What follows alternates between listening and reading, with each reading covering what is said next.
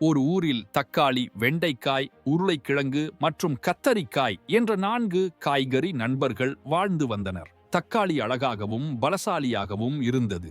ஒரு நாள் 3 நண்பர்கள் தக்காளியை பற்றி பெருமையாக பேசிக் கொண்டிருந்த போது அருகில் இருந்த 2 எலிகள் அதை கேட்டு தக்காளியை சாப்பிட ஆசைப்பட்டனர். இரவில் தக்காளி தூங்கிக் கொண்டிருக்கும் போது எலிகள் இருவரும் வீட்டிற்குள் நுழைந்து தக்காளியை கட்டிலோடு தூக்க முயற்சித்தனர். கட்டில் கனமாயிருந்தாலும் அவர்கள் கடத்தி சென்று விட்டனர்.